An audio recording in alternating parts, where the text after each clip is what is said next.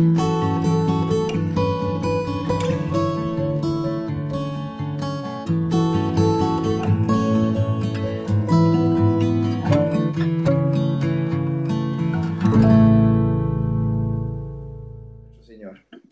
Padre, en el nombre que es por sobre todo nombre, en el nombre de nuestro Señor Jesucristo, nuestro Señor, nuestro Dios, nuestro Salvador, nuestro Redentor, el Todopoderoso, el Santo de Dios, en esta noche, Señor, postrados delante de ti y humillados, Señor, ante tu poderosa mano, Señor.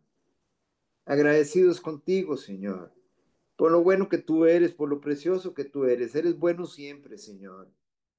Reconocemos tu grandeza, tu poder, tu soberanía, tu sabiduría, Señor. Señor, en esta noche, Señor, queremos reconocer también, Señor, tu santidad, Señor, que eres santo, santo, santo, Señor. Y reconocer nosotros, Señor, que somos pecadores. Lo reconocemos delante de ti, Señor. Reconocemos, Señor, nuestra necesidad de ti en todo momento, de tu perdón, Señor. De esa salvación tan grande, Señor, que solo tú puedes darnos, Señor, y que ya nos has dado, Señor. Gracias, amado Señor, y te damos gracias por tu palabra, Señor, también. Te damos las gracias, Señor, por toda bendición que traes a nuestras vidas, Señor. Queremos en esta noche, amado Señor, que sea tu Santo Espíritu, Señor, abriendo nuestros corazones para recibir tu palabra, abriendo nuestros entendimientos, Señor, quitando toda tiniebla de nuestras mentes, Señor. Te pedimos, amado Señor, una bendición especial para cada uno de nuestros hermanos en esta noche, Señor. Bendícelos, amado Señor. Derrama tu gracia en abundancia sobre ellos, Señor. Que en todo seamos más como tú, menos como nosotros, Señor.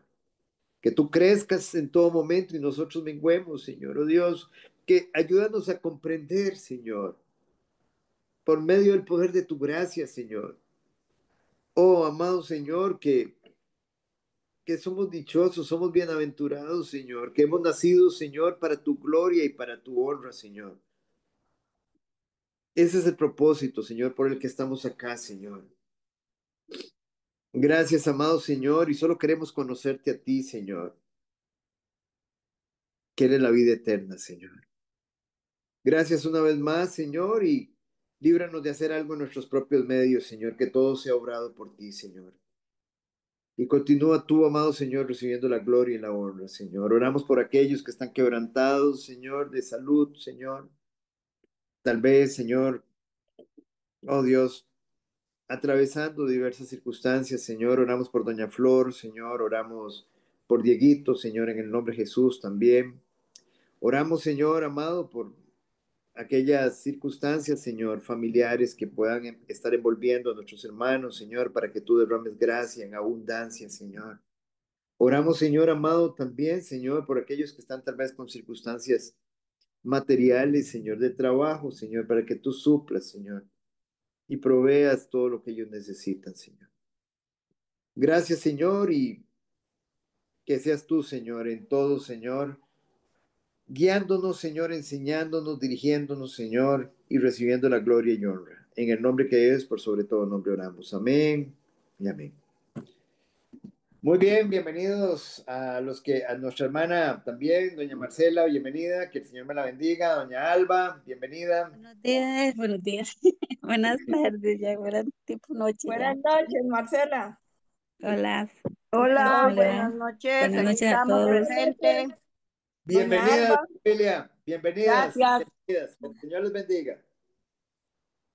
Muy bien, familia. Entonces, recuerdan que estamos estudiando los juicios de Dios en las Sagradas Escrituras. Y estaba, digamos, la semana pasada estuvimos viendo acerca de los juicios que Dios derramó sobre Egipto y sobre sus dioses. Y quedamos para iniciar en esta noche la séptima plaga. Ahí es donde vamos a iniciar. Si hay algún hermanito que se perdió la clase pasada, solamente la puede buscar en YouTube. Ahí, digamos, o me la piden a mí y yo con mucho gusto se la envío. Está en el canal nuestro de YouTube y ahí la pueden, digamos, para que se logren poner al día. Entonces estamos con vamos a Oscar, iniciar. Sí, No, correcto. usted nos dejó una tarea. Ajá, ya algunos me la contestaron.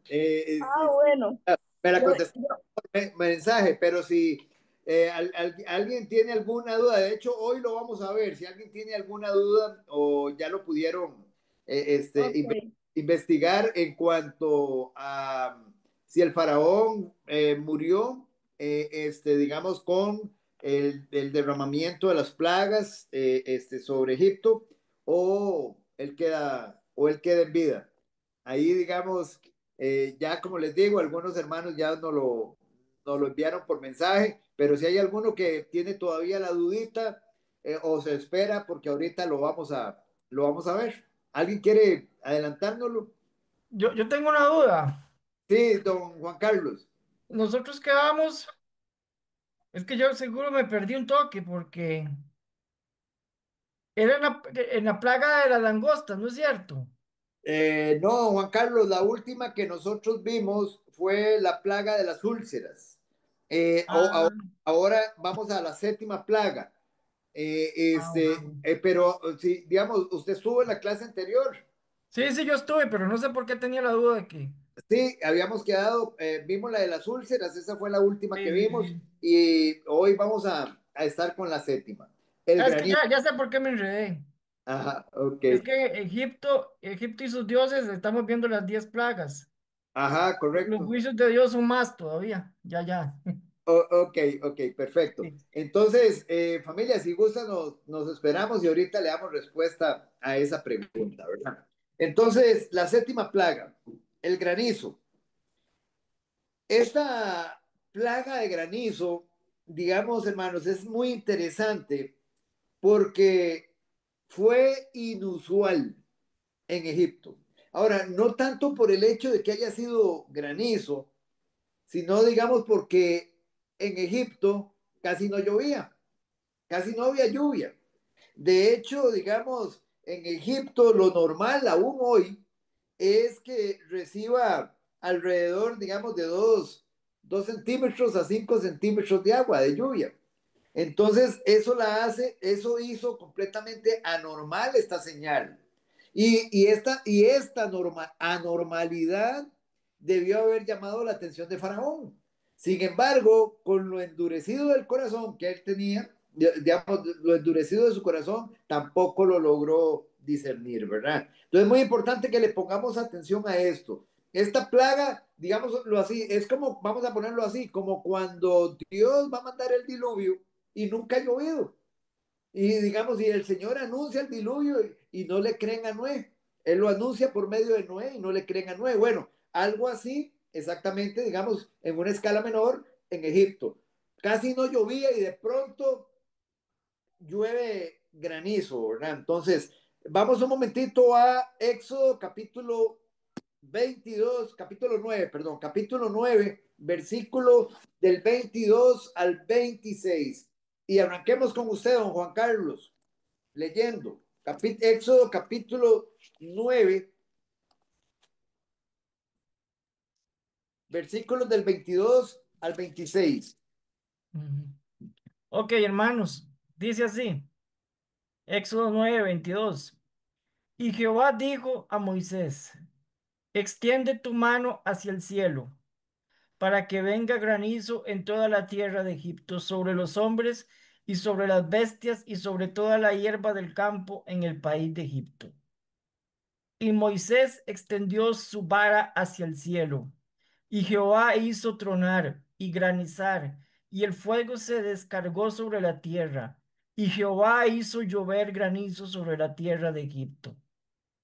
Hubo pues granizo y fuego mezclado con el granizo, tan grande cual nunca hubo en toda la tierra de Egipto desde que fue habitada. Y aquel granizo hirió en toda la tierra de Egipto todo lo que estaba en el campo, así hombres como bestias. Asimismo destrozó el granizo toda la hierba del campo y desgajó todos los árboles del país. Solamente en la tierra de Gosén, donde estaban los hijos de Israel, no hubo granizo. Muy bien, amén. Entonces, no tengo Amén. hermanos, aquí hay algo precioso también. el último versículo. Dios hizo una diferencia entre Egipto y su pueblo de Israel. Recuérdese que era en Gosén donde estaba instalado el pueblo de Israel. Dice, solamente en la tierra de Gosén, donde estaban los hijos de Israel, no hubo granizo. Hermanos, solamente nuestro Dios soberano, omnipotente, puede hacer eso. Únicamente. O sea, imagínense, era Egipto y en todo Egipto había granizo. Solo en Gosén no había granizo. Entonces, ahora, hermanos, ¿a qué dioses y diosas de Egipto expuso esta plaga como impotentes e inservibles? Dado que esta plaga se originó en el cielo, la divinidad más importante, la más prominente, la deidad más prominente desacreditada por esta plaga fue Nut, N-U-T, Nut, la diosa del cielo, ya mencionada anteriormente en algunas de las otras plagas. A menudo se le representa en el arte egipcio arqueándose sobre la tierra con su cuerpo pintado de estrellas. Pero Nut no fue el único dios egipcio desacreditado por esta plaga. También lo fue Chu, el dios del aire y portador del cielo. Ahora, ¿por qué no pudieron detener esta devastadora tormenta? ¿Dónde estaba Horus, el tercer miembro de la Trinidad egipcia con cabeza de halcón y dios del cielo del Alto Egipto?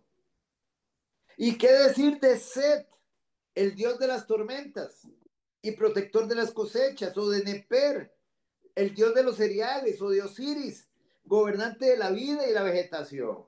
Entonces, vea qué interesante, hermanos. ¿Cuántos dioses hemos mencionado aquí? Por lo menos 5. ¿Cuál es el punto acá? No nos olvidemos de qué estaba detrás de todas esas imágenes, de todos esos ídolos. Eran demonios que estaban siendo enjuiciados por el Señor, impotentes, para mostrar la impotencia de su poder ante el poder de nuestro Señor. Ellos no pudieron controlarlo. Digamos, prácticamente esos dioses falsos, Dios lo que hizo ahí fue quitarles el poder y demostrarles que solo hay un Dios verdadero, el único Dios verdadero. Esta plaga, hermanos, fue otro ataque devastador al país. Los egipcios ya habían perdido el pescado, ¿se acuerdan? Con la plaga de sangre, de cuando el Nilo se volvió en sangre. Y ya también había afectado al ganado o sea, esta plaga ahora, esta del granizo, está afectando al ganado, a los animales que aún se encontraban en el campo en el momento de la granizada, murieron con el granizo. Motivo por el cual los egipcios habían perdido gran parte de sus fuentes de carne y leche. Aún así, las diversas deidades de las vacas mencionadas anteriormente tampoco pudieron hacer nada.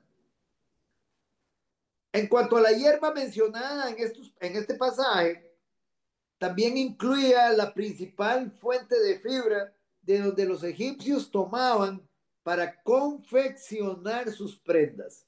Entonces no solo atacó, hablemoslo así, la carne con la que se alimentaban los egipcios, sino también la vestimenta. Perdieron entonces ellos gran capacidad para alimentarse, pero también materia prima para vestirse.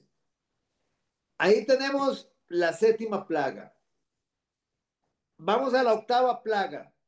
Las langostas. No estamos hablando aquí de langostas marinas. Estamos hablando digamos, por ponerlo así, de chapulines, digámoslo así, para efectos nuestros, para tener una idea de ese chapulín que se come la hierba. Entonces, a la plaga de granizo le siguió una plaga de langostas. La plaga de granizo, como vimos, había arrasado con los cultivos y la mayoría de las plantas. Pero lo poco que sobrevivió de plantas, ahora va a ser devorado por langostas. Vamos un momentito, hermanos, a Éxodo capítulo 10. Éxodo capítulo 10, doña Elisa, versículos del 12 al 15.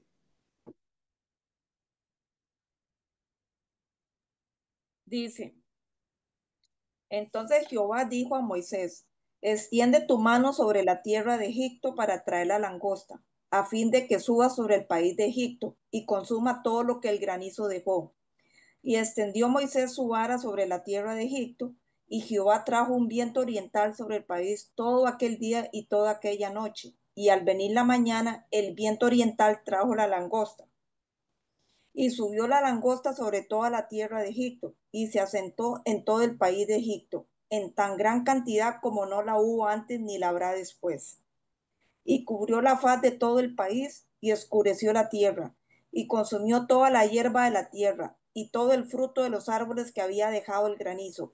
No quedó cosa verde en árboles ni en hierba del campo, y en toda la tierra de Egipto. Muy, Entonces Faraón se apresuró a llamar a Moisés y a Aarón, y dijo, he pecado contra Jehová, vuestro Dios, y contra vosotros. ahí está bien. Ahí, Mm. perfecto, gracias, doña Ok. Elisa. Entonces Ok. podemos ver acá, hermanos, algo también muy, digamos, bastante interesante. Nosotros siempre relacionamos cuando hay desastres naturales y digamos, terremotos, huracanes, tsunamis, y nosotros decimos, digamos, la gente no, de alguna forma, no le atribuye, digamos, que Dios está en medio del asunto. Dios está en medio del asunto. Como soberano Dios, Él está en medio. Él está en control. Él es el que está permitiendo todo esto. Esto es muy importante que nosotros lo sepamos. Miren aquí, hermanos, cómo Él tiene control de todo el universo. Tiene control de todas sus criaturas. Toda su creación gira en torno a Él.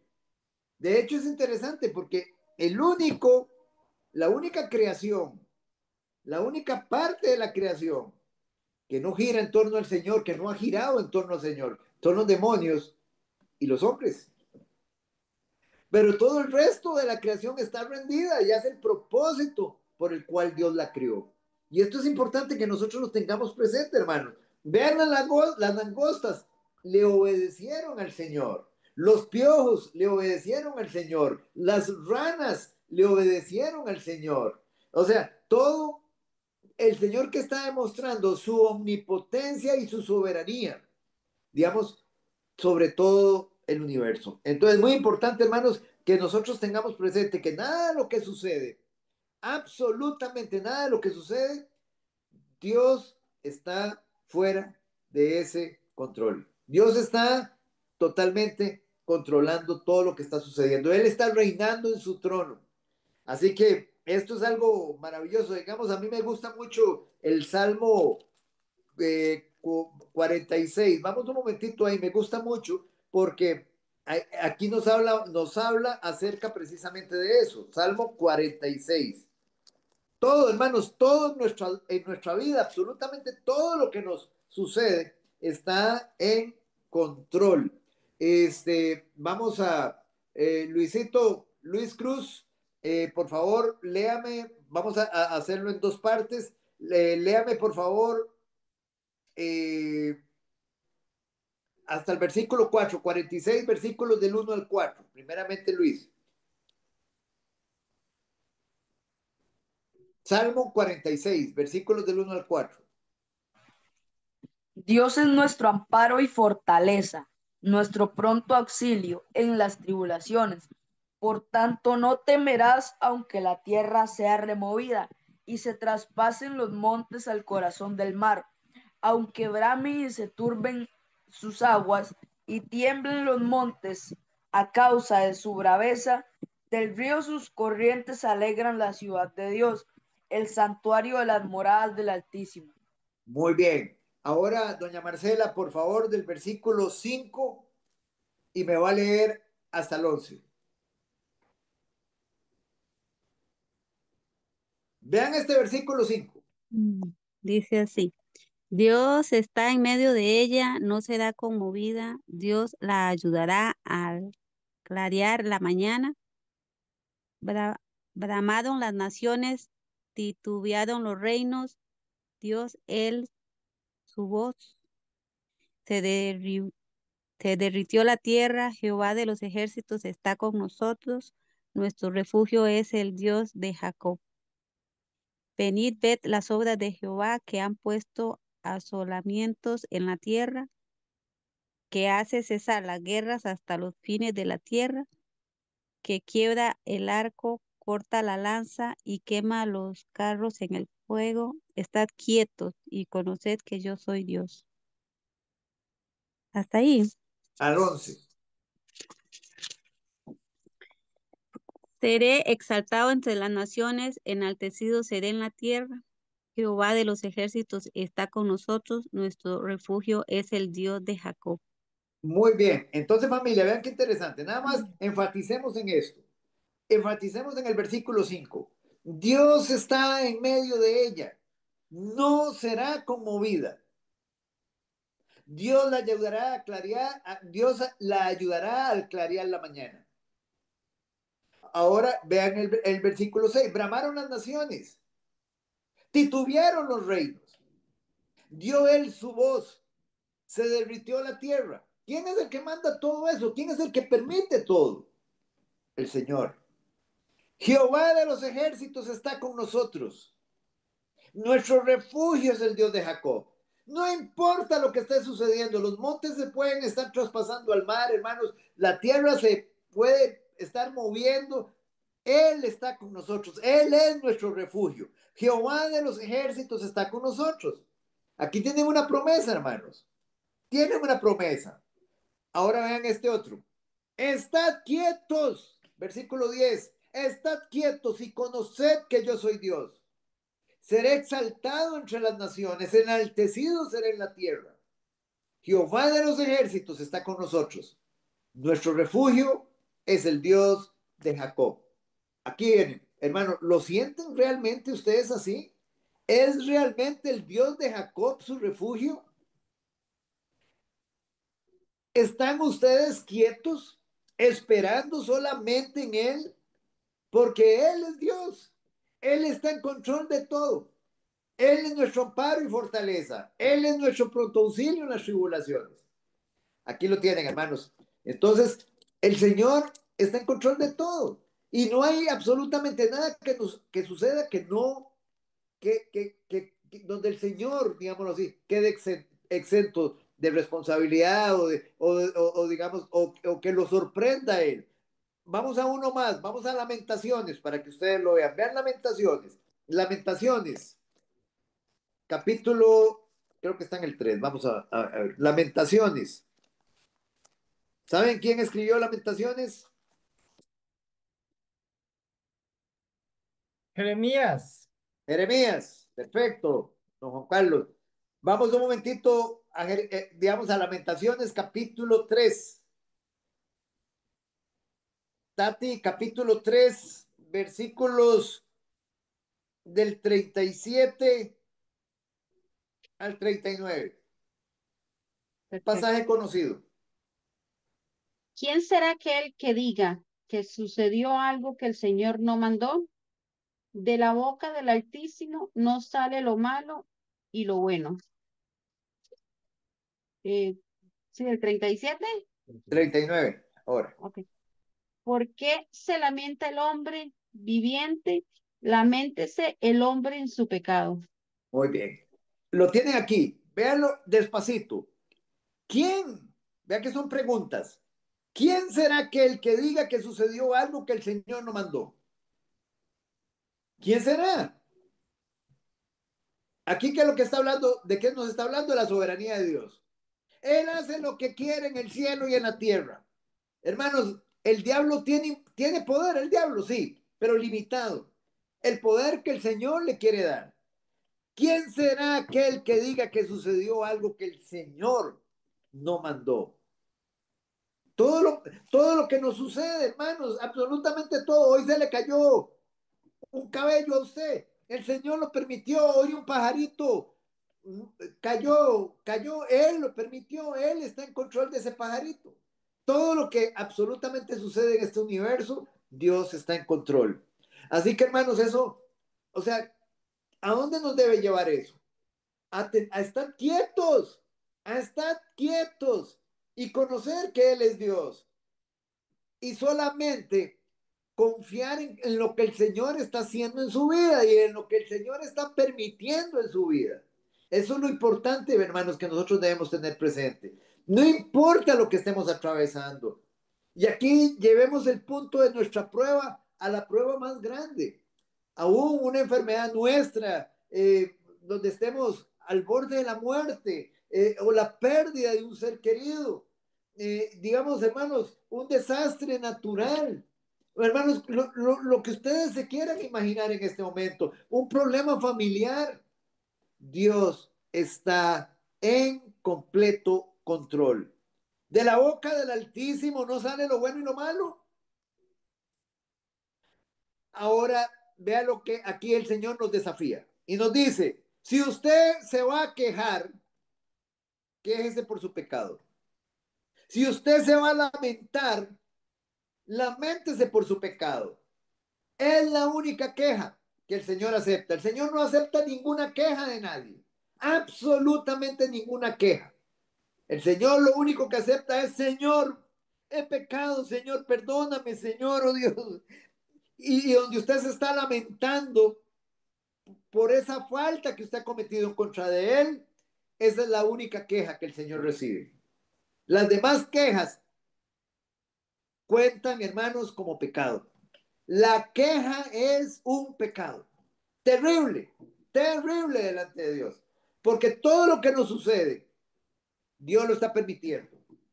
Ahora, aquí viene un punto importante, hermanos. ¿Por qué el Señor no acepta que nos quejemos? Porque nosotros no tenemos ningún derecho a decirle a Él que por qué nos pasa eso.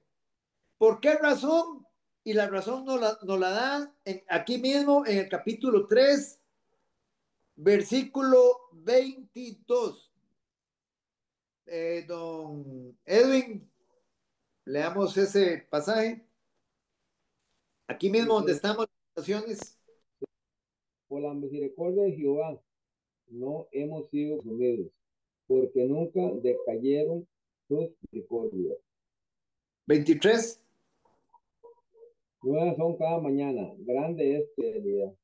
Entonces, ¿cuál es el punto? Oigan, hermanos, por la misericordia de Jehová no hemos sido consumidos. Hermanos, desde Adán está presente la misericordia, porque Dios dijo que el que pecaba moría. Y Adán, si bien es cierto que murió espiritualmente, no murió inmediatamente físicamente. Dios le dio la oportunidad de que él reconociera su pecado y se arrepintiera. Dios le dio la oportunidad, Dios derramó gracia. Entonces es por su misericordia. Si usted está respirando hoy, es por su misericordia. Dios no nos debe nada. Hay veces la gente, digamos, hace ver a Dios como que Dios nos debe. No nos debe nada, nosotros le debemos todo a Él. Todos, nosotros, digámoslo así, deberíamos todos, absolutamente todos, estar consumidos porque todos hemos pecado. Él no nos debe nada, nosotros lo debemos todo a Él. Entonces es muy importante, hermanos, que nosotros tengamos eso presente y así es como vemos nosotros acá, digamos, en esta nueva plaga que estamos viendo, que es la plaga de la langosta, donde Dios controló a estos insectos y los trajo, dice, digámoslo así, del oriente y los trajo sobre toda la nación de Egipto para que se terminara de comer toda la hierba. Entonces, hermano, la historia ha documentado cómo enjambres de langostas han destruido los víveres de las aldeas, hermanos, en cuestión de minutos.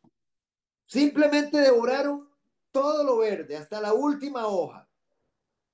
De nuevo, hermanos, como en las plagas anteriores, los dioses de Egipto guardaron silencio.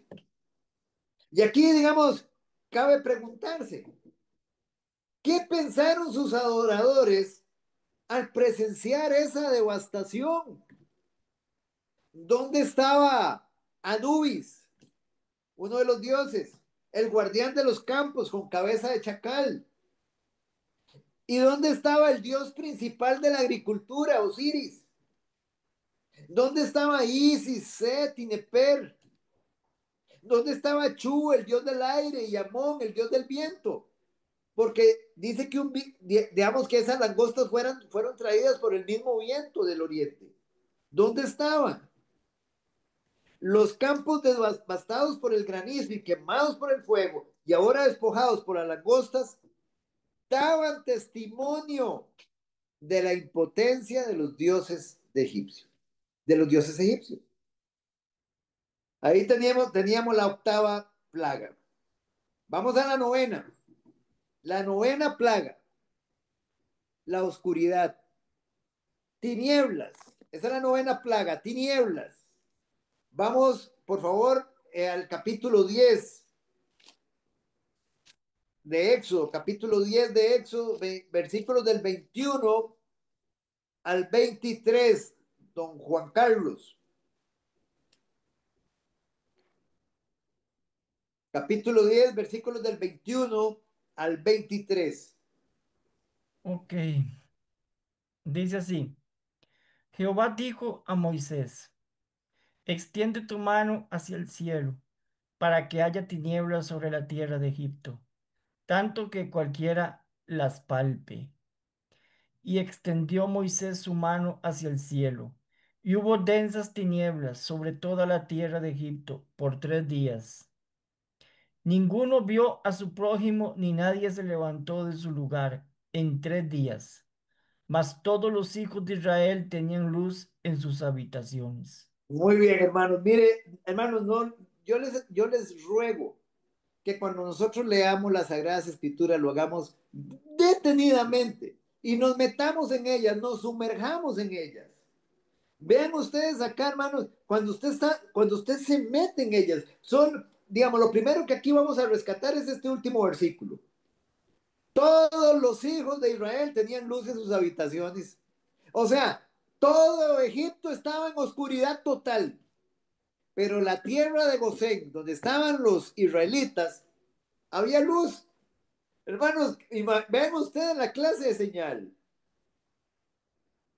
Solo imaginémonos, nosotros ya experimentamos hace algunos años atrás un eclipse que oscureció completamente después de mediodía. Nos oscureció, nos volvió de noche. Por un ratito estuvimos a oscuras. Y yo sé que más de uno de nosotros en aquel momento sintió algo extraño, algo que completamente fuera de lo normal. Ahora solo imaginémonos, hermanos, que el mundo, así como lo conocemos, se oscurece a tal punto que no puede ver nada, no podían ver nada. No, ni siquiera se podían ver las manos. No podían ver a los demás miembros de la familia, no podían ver nada en la casa, no podían ver las mesas, los asientos, la cama, la comida, la puerta, las ventanas, los campos, nada, absolutamente nada. El mundo entero se había vuelto negro. Y esa oscuridad, hermanos, hasta la podían palpar. De alguna manera podían sentirla, oprimiéndoles por todas partes. Y esto, hermanos, duró un día y una noche, otro día y otra noche, y otro día y otra noche, completos. 3 días, 3 días. En aquellos que estaban acostumbrados a un sol radiante los 365 días del año. Hermanos, esto tuvo que haber sido aterrador, espeluznante. Esta plaga de oscuridad, hermanos, fue un juicio sobre la religión y la cultura egipcias. De todos los dioses egipcios, ¿cuál era el más venerado? El sol. El sol. El dios sol. Y era conocido como Ra. R-A. Era conocido como Atún. No Atún, sino Atún con M al final. O Atón. a veces conocido como Horus. Se le identificaba como el dios supremo Amón o Amén. Por lo tanto, Amón-Ra era considerado el más grande de los dioses de Egipto. Se le veía como el creador, como el dador de vida, que inundaba la tierra con sus rayos energizantes. Muchos faraones incorporaron su nombre a sus nombres, como por ejemplo Ramsés, sacado de Ra, Amenhotep, sacado de Amén, y Tutankamón, la imagen viviente de Amón. O sea, era el nombre en este caso, del faraón con el nombre del dios, ligado al nombre del dios. Pero en esta oscuridad, este dios Amón-Ra no apareció. No apareció. Literalmente no se le veía por ninguna parte. Nada era visible en la oscuridad sofocante que cubría la tierra. No solo los demás dioses y diosas de Egipto eran impotentes, sino que su dios más grande e importante, Amón-Ra, era igual de impotente e inútil para ayudarnos. Una vez más, hermanos, los dioses de Egipto habían fallado. Hermanos, miren que hemos mencionado todo este montón de dioses hasta la fecha, hasta este momento. Pero yo les hago una pregunta a ustedes, nada más para meditar. ¿Cuántos dioses tiene la Iglesia Católica, por ejemplo? ¿Cuántos dioses? Hermanos, porque le piden a San Francisco de Asís, al Padre Pío, al Papa Juan Pablo II, a Moreno Cañas, a San Antonio, a San Pancracio, a María, etcétera, etcétera, etcétera, etcétera, etcétera, etcétera. Hermanos, ¿qué pasaría si hoy Dios viene y hace un juicio sobre esos dioses, como lo hizo en Egipto? Y Él lo va a hacer, como lo hizo en Egipto, hermanos. ¿Dónde quedarían todos esos demonios que están detrás ahí? Sin poder completamente. Eso es exactamente lo que Dios hizo en Egipto. Exactamente eso, hermanos. Solo que hoy, los dioses de hoy tienen otros nombres. Y si nos vamos a la India, tienen un montón de nombres. Entonces, hermanos, esto es solamente para ilustrarlo. 10ª plaga, la muerte de los primogénitos. Hermanos, esta plaga fue muy selectiva. Destruyó a los primogénitos egipcios, tanto humanos como animales. Vamos a leer del capítulo 11, versículos del 4 al 7, doña Elisa. Capítulo 11, versículos del 4 al 7. De Éxodo. Correcto. Ok. De 11. Dicen. Dijo pues Moisés, Jehová ha dicho así, a la medianoche yo saldré por en medio de Egipto, y morirá todo primogénito en tierra de Egipto, desde el primogénito de Faraón que se sienta en su trono, hasta el primogénito de la sierva que está tras el molino, y todo primogénito de las bestias. Y habrá gran clamor por toda la tierra de Egipto, cual nunca hubo, ni jamás habrá. Pero contra todos los hijos de Israel, desde el hombre hasta la bestia, ni un perro moverá su lengua, para que sepáis que Jehová hace diferencia entre los egipcios y los israelitas. Muy bien. Hermanos, vean qué sentencia, qué tremendo. Dice, pero contra todos los hijos de Israel, desde el hombre hasta la bestia, ni un perro moverá su lengua, en el sentido de agonía, para que sepáis que Jehová hace diferencia entre los egipcios y los israelitas. para que sepan que yo estoy en control, que yo soy el único Dios soberano, que estoy en control de todas las cosas. Ahora, hermanos, aquí podríamos hacernos una pregunta. ¿Por qué el primogénito?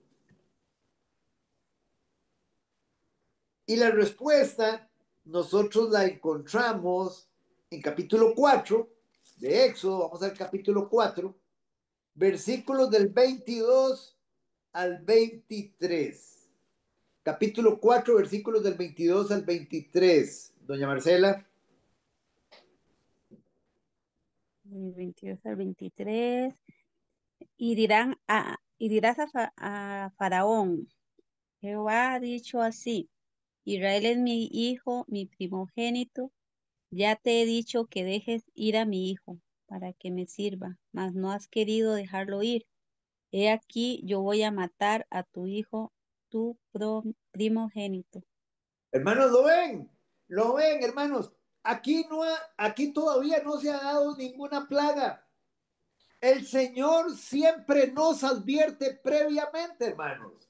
Él nos advierte por medio de su palabra, pero nosotros no le queremos creer.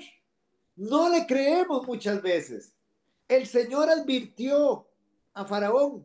Él lo advirtió. Israel es su primogénito. Israel es el primogénito de Dios. Dice, déjamelo salir. Deja salir a mi pueblo. Porque si no, yo voy a matar a tu primogénito, a tu hijo primogénito. ¿Se dan cuenta, hermanos? Nuestro precioso y soberano Señor nunca hace nada sin advertirnos previamente. Y ustedes saben que es así, hermanos. Dios siempre nos advierte en nuestras conciencias. Por medio de su Espíritu Santo, Él nos da la convicción, hermanos. Pero nosotros a veces somos tercos y entendemos de la manera difícil como lo entendió el faraón. Hermanos, ¿por qué? Porque siempre queremos, digámoslo, verlo de esa forma, hermanos. Nosotros a veces no creemos, no creo, y sigue uno con la terquedad, hasta que tome. Y después nos lamentamos.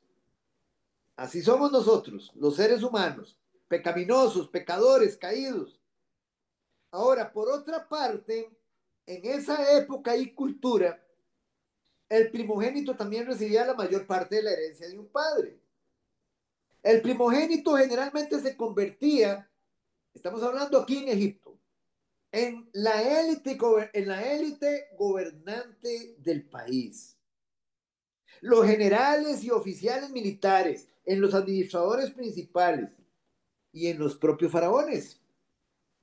Este faraón en particular es interesante. Yo les pregunto a ustedes, ¿por qué no murió ese faraón con la muerte de los primogénitos? Porque todo primogénito debió haber muerto, tenía que morir. Murió, es más, murió todo primogénito, murió en Egipto. Hombres, digámoslo así, de hombres y de bestias. Ahora la pregunta es, ¿por qué ese faraón con esa plaga no murió? ¿Por qué creen ustedes?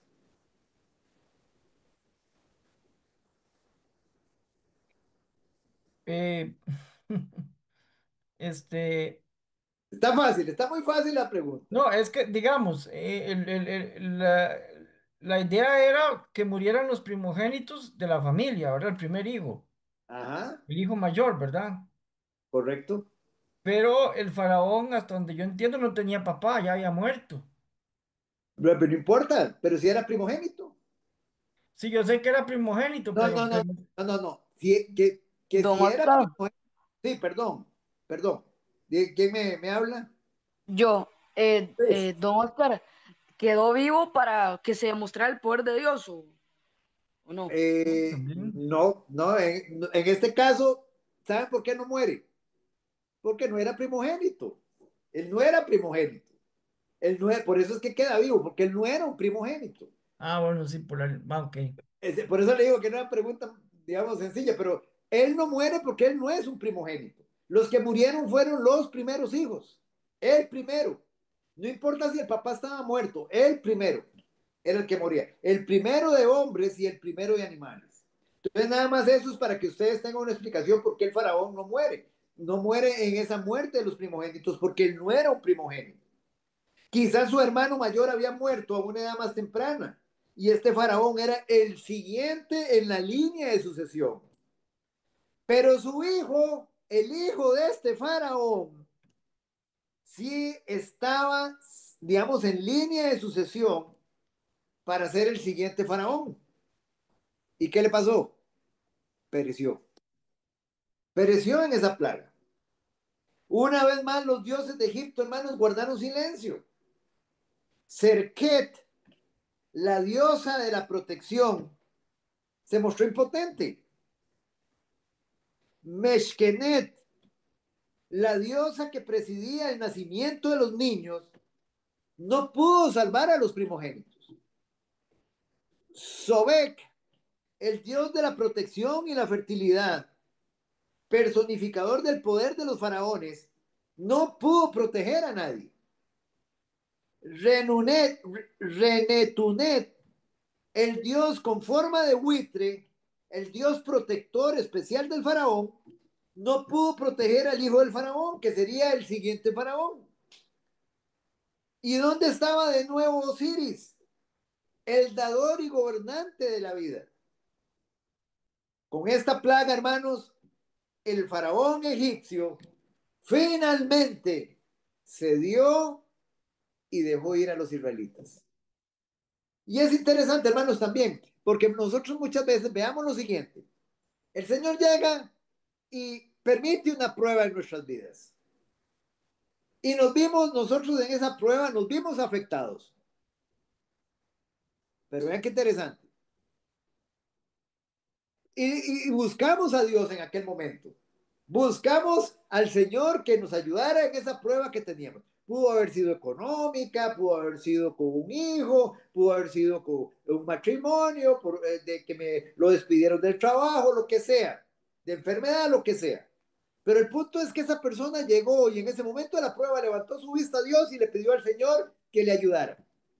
Y el Señor llegó exactamente como lo hacía con Faraón. Y el Señor lo ayudó y lo restauró. ¿Qué pasó? Pasó un tiempo y esa persona se volvió a olvidar de Dios. Se volvió a olvidar y siguió en su vida pecaminosa. Endurecido su corazón. Vuelve Dios otra vez y ¡pum! Otra prueba. Y otra vez esa persona vuelve a levantar su vista a Dios y le pide, como si fuera un Dios bombero, que le vuelva a apagar ese incendio en que está. Y el Señor, movido a misericordia, nuevamente lo vuelve a hacer. Y esa persona nuevamente endurece su corazón y se vuelve a olvidar de Dios. Y vuelve otra prueba al tiempo. Y así sucesivamente, hermanos. Así sucesivamente. Y vamos prueba tras prueba. Y cada vez que el Señor nos ayudaba, endurecíamos nuestro corazón y no nos volvíamos a Él. Hermanos, es exactamente igual lo que ustedes están viendo aquí en Faraón. ¿Cuántas pruebas quieren? ¿Cuántas pruebas quieren para volver su corazón completamente a Dios? ¿De cuántas pruebas necesitamos? Yo personalmente, hermanos, igualmente, como tal vez muchos de ustedes, hermanos, yo también necesité de esas pruebas, hermanos. Y fue así como a través de ellas pude, en un determinado momento en que yo ya no podía más, entregué mi vida al Señor. Y yo sé que hay más de uno aquí que puede contar un testimonio parecido. Pero el punto cuál es, que hay veces nos volvemos como el faraón. Endurecemos y endurecemos y endurecemos. Pero ¿saben qué, hermanos? Dios tiene un límite. Así que no juguemos con eso, hermanos. Porque cada vez la prueba va siendo mayor. Vean ustedes que aquí cada vez fue mayor la prueba. Siempre va a ir ascendiendo el nivel de la prueba. Porque nosotros no entendemos. No entendemos, no entendemos, no entendemos. Hasta que nos manda una prueba que nos mueve el piso y levantamos nuestra vista al Señor. Entonces, hermanos, algo similar en lo que ustedes, es lo que el Señor nos quiere enseñar acá. Ahora, esta obligación de Faraón de actuar contra su voluntad demostraría que Dios había derrocado su soberanía y la de los dioses que la representaban. En otras palabras, Faraón era hablemoslo así, era un gobernante soberano sobre Egipto. Don Oscar, disculpe. Sí, dígame, doña Marce. Antes de que pasemos a Ay, otro tema, aquí donde dice anunciada la muerte de los primogénitos, nada más que explique un poquito. eh, Primogénito, Dios es único en su especie, ¿verdad? Y el no, primogénito, pero perdón, explique eso sí, que me está preguntando mi hija. Ok. sí, en este caso estamos hablando que yo sé más o menos cuál es la preguntita tuya. Usted se está refiriendo, digamos, por ejemplo, donde que Jesucristo es digamos, por ejemplo, el primogénito, donde habla en Colosenses que Él es el primogénito de la creación. Pero ¿Por qué en este, usan primogénito? Si él es, o sea, ¿por qué le usan a Jesús primogénito?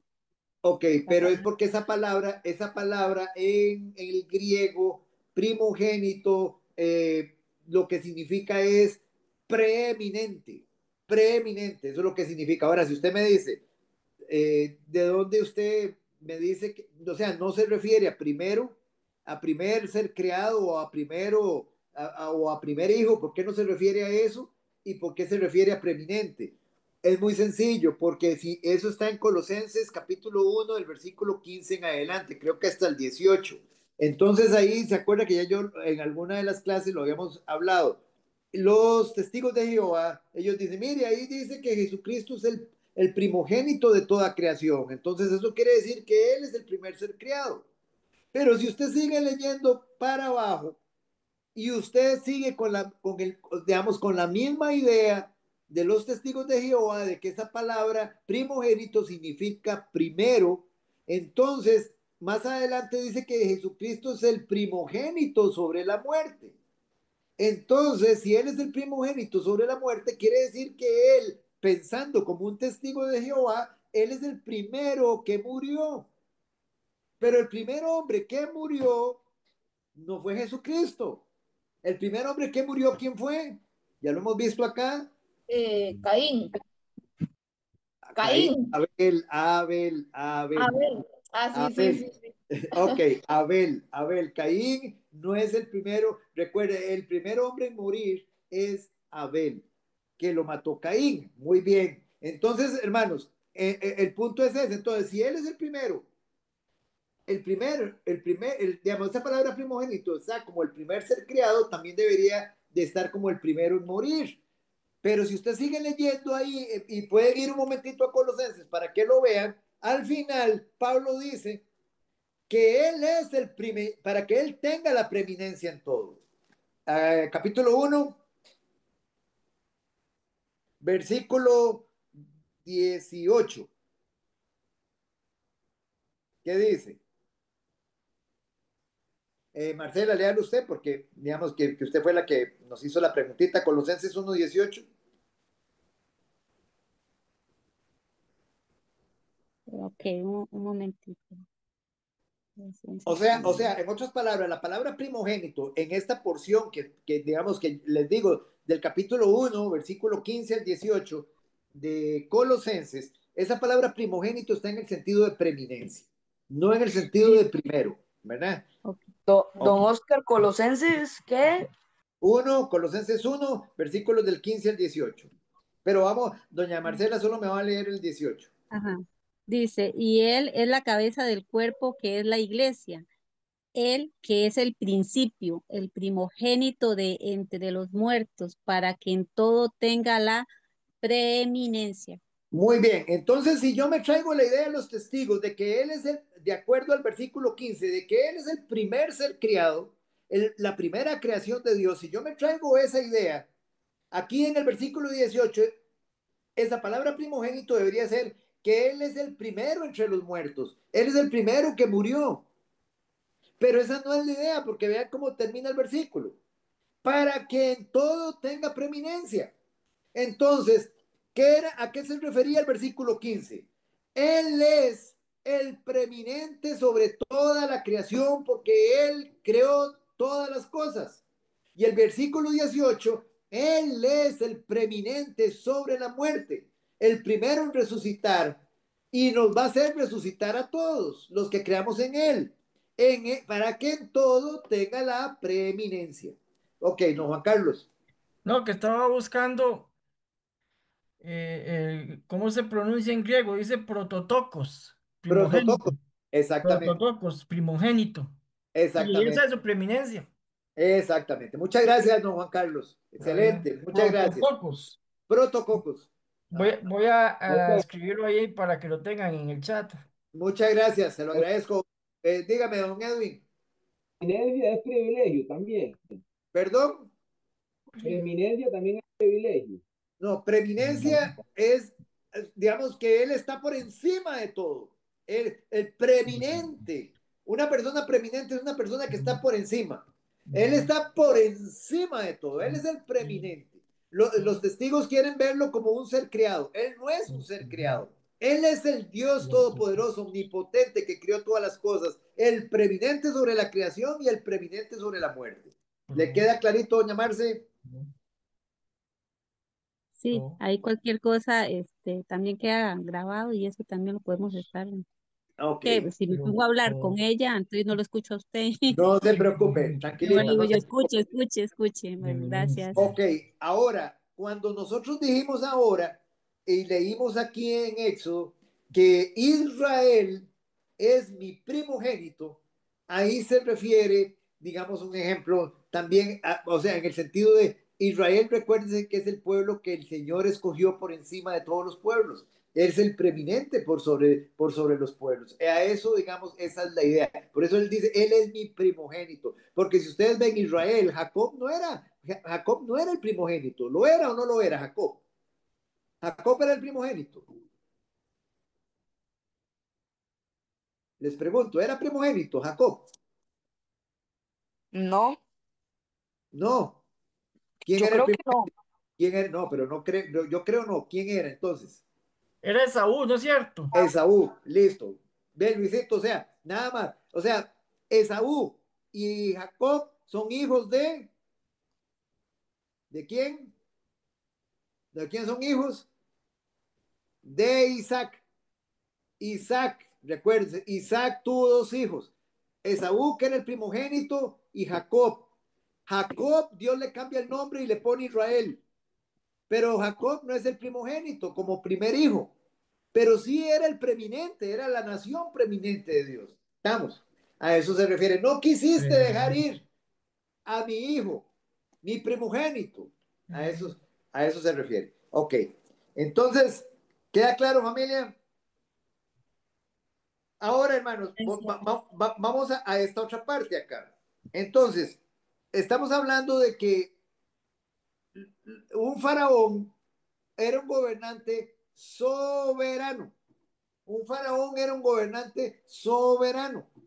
¿Qué quiere decir eso? Digamos, ellos hacían y deshacían en su nación. Entonces, Dios acá, digamos, derrocó la soberanía de Faraón y de los dioses que lo representaban en esta plaga de los primogénitos. Ahora, he aquí, ¿qué dioses representaban la soberanía de Faraón? Por ejemplo, ¿qué dioses lo representaban? Hu, que era el dios que personificaba la unidad real. Hay otro que se llama Uadyet, que era la diosa de la autoridad real.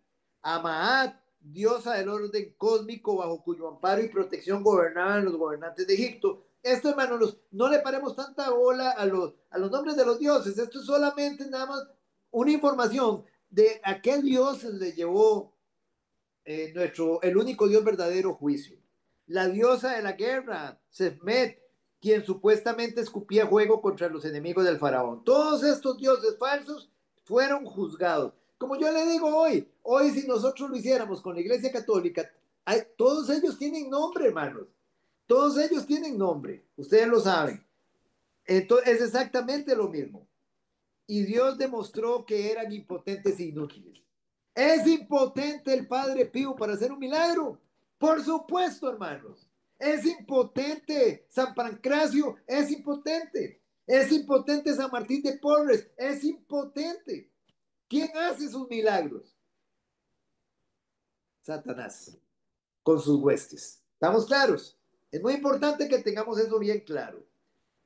En esta plaga, Dios estaba también enseñando, hermanos, algo importantísimo a los israelitas. Una lección espiritual que apuntaba a Cristo. A diferencia de las otras plagas, que los israelitas sobrevivieron en virtud de su identidad como pueblo de Dios, esta plaga requirió un acto de fe por parte de ellos. ¿Recuerdan ustedes cuál era? O sea, en todas las otras plagas, recuerden, las tres primeras plagas, Israel pasó por ellas. ¿Recuerdan cuáles eran las tres primeras? La primera plaga, ¿cuál era? Ah, la de sangre. La de sangre. La segunda, la de las, la de las ranas.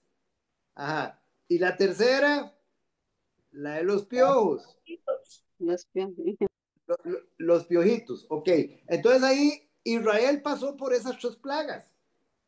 Ya a partir de la cuarta, ya Israel fue liberada de esas plagas.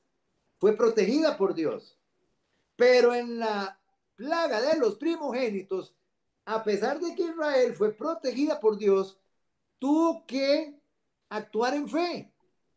Ustedes recuerdan qué tuvieron que hacer. Ya, y tenía que morir Jesús. Está bien, No, no. no, estamos hablando de las plagas en Egipto. O sea, Bueno, ellos tuvieron que llevar a cabo un acto de fe que apuntaba, para darle una pista, a lo que el Señor Jesucristo iba a hacer. ¿Recuerdan, familia? Sí, ¿Cuál era el acto de fe? tenían que poner sangre en los lindeles de sus hogares. Es correcto. Muchas gracias, Chari. Muchas gracias. Recuerdan que tenían que matar un corderito. Ellos tenían que matar un cordero, tenían que degollarlo y la sangre untarla en los marcos de las puertas. Era un acto de fe. El que no le hacía, el que no lo hacía, aunque fuera israelita, se le moría el primogénito. Era un acto de fe. Entonces, muy importante. Digamos, Dios ordenó a cada familia tomar un cordero macho sin defecto y matarlo. La sangre del cordero debía ser untada en la parte superior y en los lados de las puertas. Y el cordero debía ser asado y comido esa noche. Cualquier familia que no siguiera las instrucciones de Dios sufriría la última plaga. Dios describió como, o sea, Dios describió como, o sea, que Él enviaría al destructor a través de la tierra de Egipto con órdenes de matar al primogénito varón en cada hogar, ya fuera humano o animal. La única protección era la sangre del cordero en la puerta. Cuando el destructor viera la sangre, pasaba de largo de esa casa y la dejaría intacta. ¿Dónde tenemos eso? En Éxodo capítulo 12, versículo 23, para que lo anoten. Es de ahí justamente de dónde proviene el término Pascua. Es un término que ya aquí lo estudiamos. Nos podemos ir a las clases anteriores ya que ustedes lo conocen. ¿Qué significa la palabra Pascua?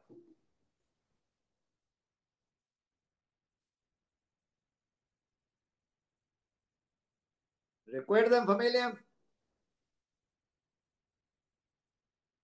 Ok.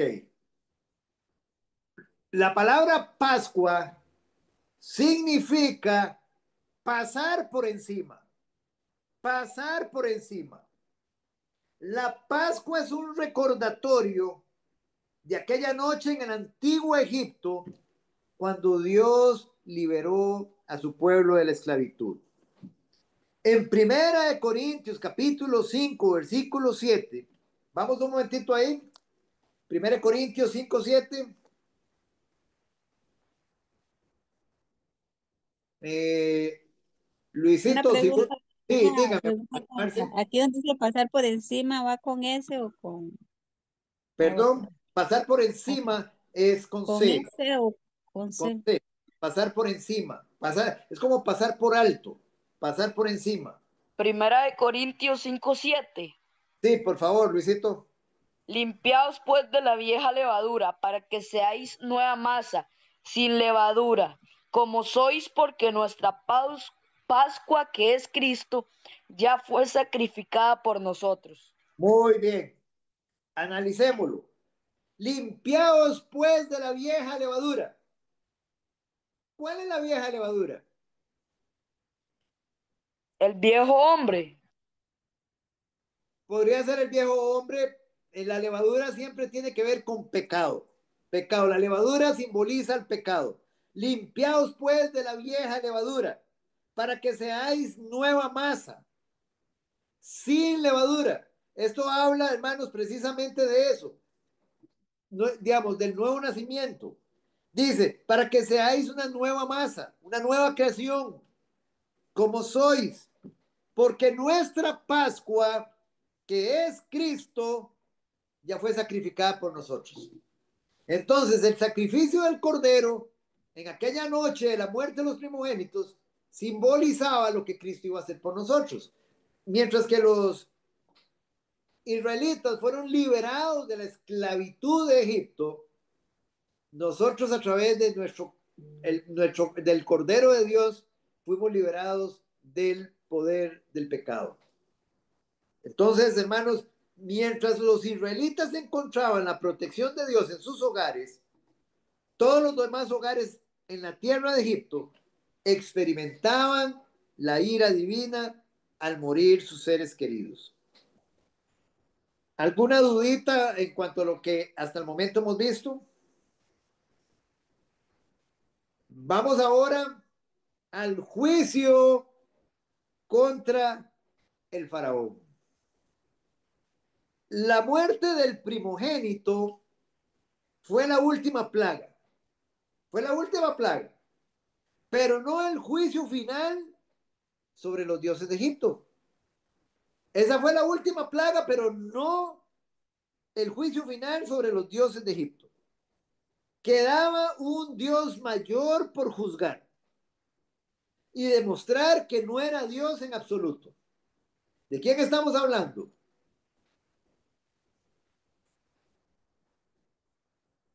¿De quién estamos hablando? No, no crean que el nombre es muy difícil. Perdón, don Oscar, ¿lo puedes repetir? Es que como que no entendí muy bien. Repetimos la pregunta. Recuerden, la muerte del primogénito, la muerte de los primogénitos fue la última plaga. Esa fue la última plaga que Dios derramó sobre Egipto. Pero esa última plaga no fue el último juicio sobre los dioses de Egipto. Todavía quedaba un Dios mayor por juzgar en Egipto. ¿Cuál era ese Dios? Y Dios iba a demostrar que no era Dios en absoluto. Esa es la pregunta. Satanás. No, No, el señor. faraón. El faraón. Faraón. El faraón. El faraón. Muy bien, Chari. Muy bien, Juan Carlos. Quedaba un Dios mayor. Faraón. Faraón, hermanos. Hermanos, vean. Nosotros, digámoslo así, nosotros, cada ser humano, decía Juan Calvino, que nosotros somos, digámoslo así, una fábrica, nuestro corazón es una fábrica de ídolos. Nosotros estamos llenos de ídolos, estamos llenos de idolatría.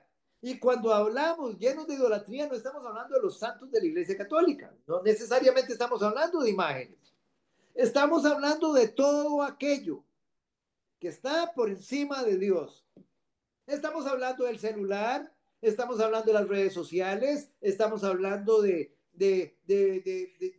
artistas, estamos hablando de farándula, de equipos de fútbol. Estamos hablando de todo aquello que el hombre pone por encima de Dios y que ocupa su tiempo, que ocupa, digamos, prácticamente todos sus esfuerzos.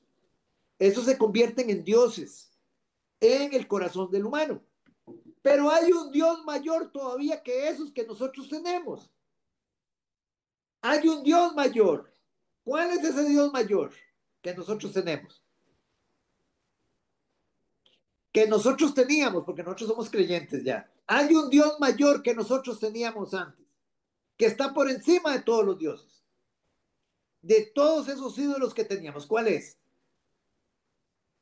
Nosotros mismos, no. Nosotros mismos. Muy bien, doña Marce. Nosotros mismos somos el Dios, éramos el Dios más imponente que teníamos. Está por encima de todos los demás, de los demás dioses. Y óigame, y nos remontamos por encima de los dioses de las otras personas. Nosotros éramos lo máximo, hermanos, lo máximo. Ese yo era el que había que crucificar, ese yo es el que había que matar, ese yo es el que está hoy crucificado, crucificado juntamente con Cristo. Para que vean, es el peor de todos. El yo, nuestro yo, es el peor de todos los ídolos que puede tener un ser humano. Muy bien, entonces quedaba un Dios mayor por juzgar y demostrar que no era Dios en absoluto. Para continuar la historia, después de que los israelitas finalmente, hermanos, abandonaran Egipto, el faraón volvió a cambiar de opinión. Es lo que estábamos hablando. Hermanos, ya habían pasado 10 plagas. ¿Y qué más tremenda la plaga para ese hombre que la muerte de su propio hijo? Ya los israelitas habían salido, ya los había ido, ya los había dejado ir. Pero ese hombre de pronto vuelve otra vez en su endurecimiento de corazón y dice, ¿qué hice? Los dejé ir. ¡Qué tonto yo! Y otra vez, en contra de Dios, en su endurecimiento de corazón, a perseguir a los israelitas. ¿Se dan cuenta, hermanos? Ahora, ¿no se les parece mucho a como éramos nosotros? ¿No se les parece a muchos que todavía tal vez puedan estar lidiando con cosas de esas, hermanos? Por supuesto, ¿por qué somos tan necios? No entienden que cada vez el Señor va a ir, hermanos, digámoslo así, incrementando el nivel de la prueba hasta que yo rinda completamente mi corazón al Señor. ¿Por qué somos tan tercos? ¿Por qué somos tan tercos? Vean ustedes aquí, el faraón se hubiera quedado calmadito allá y se arrepiente y reconoce al Dios del cielo. ¿Pero qué hizo? Partió con 600 de los mejores carros, además de todos los demás carros de Egipto, posiblemente miles, para devolver a los israelitas a la esclavitud. Los egipcios acorralaron a los israelitas en el mar. ¿Y recuerdan cómo los retuvo Dios? Con una columna de fuego y una columna de nube. Mientras que los israelitas pasaban en seco el mar rojo hasta la otra orilla. Después de que los israelitas cruzaron, Dios levantó la columna de fuego y de nube y luego pronunció juicio sobre el último de los dioses principales de Egipto. Sobre el último de los dioses. Y es lo mismo que va a pasar con uno. Si yo sigo, el Señor ha venido pronunciando juicios en muchas personas, uno tras otro, uno tras otro. Pero va a llegar un momento en que Él va a pronunciar el juicio definitivo contra esa persona, sacándola de este mundo, para que esa persona luego espere el gran juicio del trono blanco. Es exactamente lo mismo, hermanos. Esto es lo que debería enseñarnos estos fundamentos. Él es un Dios de juicio. Él es un Dios de juicio. Ese Dios, hermanos, no era otro que el propio faraón. Los faraones eran considerados hijos literales de Ra, la encarnación divina de Horus, lo que significaba que también eran considerados dioses aquí en la tierra. En cierto modo se creía que encarnaban a todos los dioses de Egipto y los representaban. O sea, ellos eran la encarnación de la sumatoria de todos los dioses de Egipto, imagínense. Eso era lo que ellos pensaban. Así ejercían tanto poder sobre el pueblo. Recuerden que ellos tenían poder sobre la vida, poder sobre la muerte, poder para esclavizar. Ellos decían a quién mataban, quién vivía, a quién esclavizaban.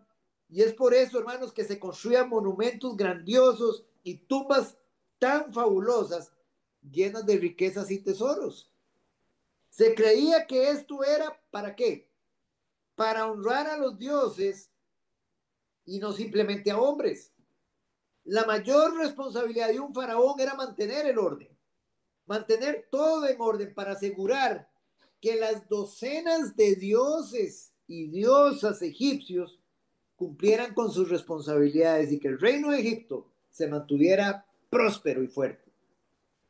Pero este faraón, hermanos, fracasó estrepitosamente. No pudo resistir las plagas que devastaron su reino y lo sumieron en el caos. No pudo siquiera evitar la muerte de su propio hijo. No lo pudo. No pudo evitar que sus fuerzas se ahogaran en el mar. Él no pudo evitar ahogarse con todo su ejército. Él y su poderoso reino quedaron completamente destrozados y avergonzados, sepultados por el mar rojo. ¿Murió el faraón o no murió? Sí, murió. Y ustedes lo tienen en Éxodo capítulo 15, versículo 19. Vamos a ir ahí, doña Marcela y Tati. Doña Marcela con el Éxodo 15, 19 y Tati con el Salmo 136, versículo 15.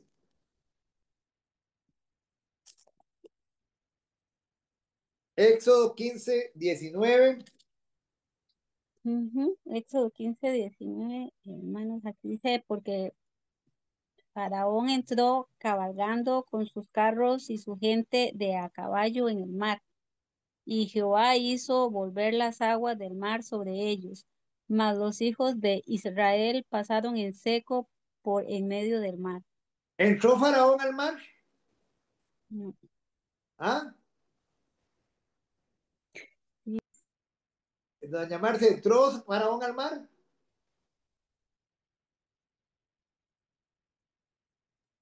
Doña Marce, no, no hay volumen. Sí, ¿Sí no, entró? aquí dice, porque Faraón entró cabalgando con sus carros y su gente de a caballo en el mar. Exacto. Entonces murió o no murió. Sí, Sí, correcto. Quedó sepultado. Quedó sepultado. Muy bien, quedó sepultado. Faraón murió ahí. Ahí fue el juicio de Faraón. Vean ustedes Salmo 136, 15. Tati, Y arrojó a Faraón y a su ejército en el mar rojo, porque para siempre es su misericordia. ahí lo tienen. Ahí lo tienen.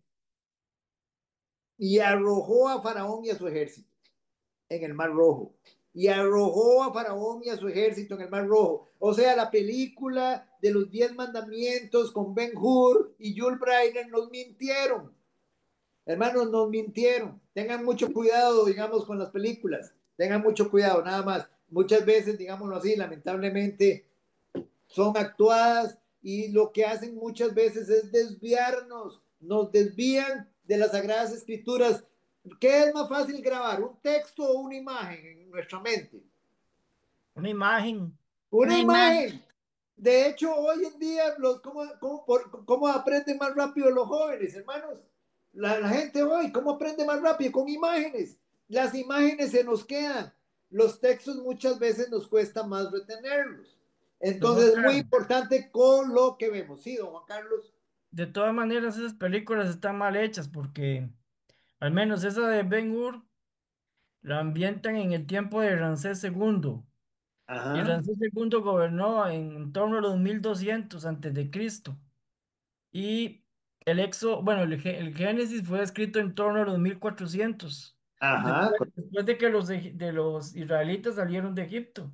Es correcto, el Entonces Éxodo. son películas mal hechas, no estudian la Biblia ni O nada. sea, exacto, o sea, Eso es puro marketing, eso es puro. Es correcto. O sea, ¿cuál es el problema que tienen? Vean, tienen problemas cronológicos, como los está señalando usted, históricos, tienen problemas con personajes que no, digamos, son consistentes con la fecha, digamos, que aparecen o personajes que nunca aparecen en las Sagradas Escrituras y nosotros nos quedamos con eso.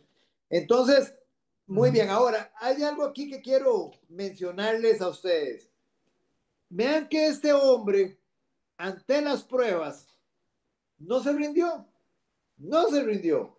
¿Tenemos nosotros algún ejemplo de algún rey en las Sagradas Escrituras que estuviese lleno de soberbia y lleno de orgullo y se volviera al Señor después de la prueba? Pablo. Bueno, Saúl. Rey, no, estamos El hablando rey, rey. El rey. un rey así grande. Don Juan Carlos, no le escucho. El rey de Asiria. Bueno, muy bien, ahí tenemos uno, muy bien, ahí tenemos al rey de Asiria en los tiempos de Jonás, se rindió él y todo el Nínive. pueblo, dice.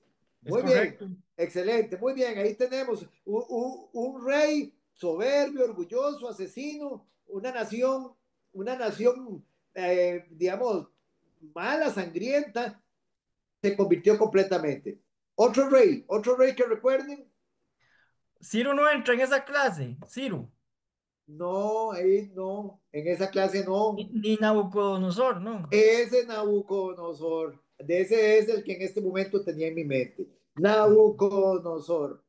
Recuérdense que Nabucodonosor estaba lleno de soberbia, lleno de orgullo, lleno de orgullo. ¿Y qué tuvo que hacer el Señor para humildarlo? ¿Recuerdan lo que tuvo que hacer el Señor para humildarlo, para ponerlo, para ubicarlo? ¿Qué permitió el Señor en él? No era Don que comieran Perdón. acá y todo. Ok, lo convirtió en una bestia. Lo convirtió en una bestia durante 7 años, comiendo hierba y todo, como loco. Lo volvió loco durante 7 años, era una bestia. Y ese hombre, después de esa prueba, ¿qué hizo? Hermanos, mire, ese hombre solo necesitó esa prueba. Miren ustedes el endurecimiento de corazón de Faraón, que ni aún las 10 plagas, incluyendo la muerte de su hijo, lo convirtió. Para que ustedes se den cuenta muchas veces que el corazón del hombre hasta dónde puede llegar. Y quiero que vayamos a ese ejemplo de Nabucodonosor que está en el libro de Daniel. Hermanos, por eso yo les digo, o sea, hay veces somos muy, muy, muy duros de corazón, duros de cerviz.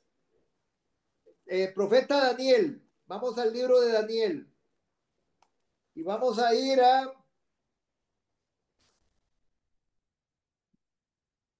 Vamos a ver acá. No vamos, todo está en el capítulo 4. Todo, digamos, digamos la dureza de corazón de Nabucodonosor. Pero lo que quiero es ver, lo que quiero es que veamos el arrepentimiento de Nabucodonosor. Capítulo 4, versículo 34, Tati, del 34 al 37. Lo lee despacito, por favor. Claro. Mas al fin del tiempo yo, Nabucodonosor, alcé mis ojos al cielo y mi razón me fue devuelta y bendije al Altísimo y alabé y glorifiqué al que vive para siempre, cuyo dominio es sempiterno y su reino por todas las edades. Todos los habitantes de la tierra son considerados como nada, y él hace según su voluntad en el ejército del cielo y en los habitantes de la tierra, y no hay quien detenga su mano y le diga, ¿qué haces? En el mismo tiempo mi razón me fue devuelta y la majestad de mi reino, mi dignidad y mi grandeza volvieron a mí, y mis gobernadores y mis consejeros me buscaron, y me fui restablecido en mi reino, y mayor grandeza me fue añadida. Y ahora yo, Nabucodonosor, alabo, engrandezco y glorifico al Rey del cielo, porque todas sus obras son verdaderas y sus caminos justos. El pueblo humillar a los que andan con soberbia. Ahí, muchas gracias, Tati. Miren qué hermoso, hermanos. Hermanos, ustedes saben quién fue Nabucodonosor. Fue el rey de uno de los más grandes imperios, el imperio babilónico. Y vean ustedes, hermanos, un hombre orgulloso, soberbio. Hermanos, el punto es este. Yo comparo a Nabucodonosor con el faraón de Egipto. O sea, tenía todavía mucho más grandeza Nabucodonosor. Hermanos, y vean ustedes, este hombre, el faraón de Egipto, 10 plagas no le ablandaron el corazón, aún la muerte de su hijo. Y miren ustedes este hombre, recibe una prueba, y miren cómo termina. Ahora yo, Nabucodonosor, alabo, engrandezco y glorifico al Rey del cielo, porque todas sus obras son verdaderas y sus caminos justos, y él puede humillar a los que andan con soberbia. Hermanos, esa debe ser nuestra actitud. Señor, ya no quiero llevar más palo, ya no quiero llevar más garrote, ya no quiero llevar más pinchazos, Señor. Sé que he sido duro de servir, Señor. Ayúdame, Señor. Ablanda mi corazón, me rindo, no puedo, Señor, en mis propios esfuerzos, Señor. Y lo glorifica, acepta su miseria. Hermanos, pero es la única forma. Entre más dejemos pasar, más endurece el corazón y más pruebas vienen, y las pruebas no ablandan ese corazón. ¿Cuántas pruebas quiere usted? ¿Cuánto dolor quiere en su vida? Ahí, hermanos, tenemos un precioso ejemplo, ¿verdad? Entonces, el último de los grandes Don dioses de Oscar, Egipto, sí, señor, yo no sé si estoy recordando bien, pero a Nabucodonosor se lo advirtieron, ¿verdad? Mediante por un sueño. supuesto, claro que sí. Ajá, usted, Se lo advirtió Daniel en un sueño. Dios se lo advirtió, y qué Ujú. buen ejemplo, Dios se lo advirtió. Es Y, que y lo después, ¿quién menciono vino por y quién, digamos, y quién vino y le anunció la sentencia? Daniel, si mal no recuerdo. No, Daniel le revela, Daniel es el que le da la advertencia, le Ajá. revela el sueño. El Nabucodonosor tiene un Sí, sueño, sí, y sí, es como sí. si el Señor le hubiera dicho: mire, Nabucodonosor, o se humilda o lo humildo. Usted Ajá. escoge. Ujú, Y eso es lo que le advierte, digámoslo así, Daniel.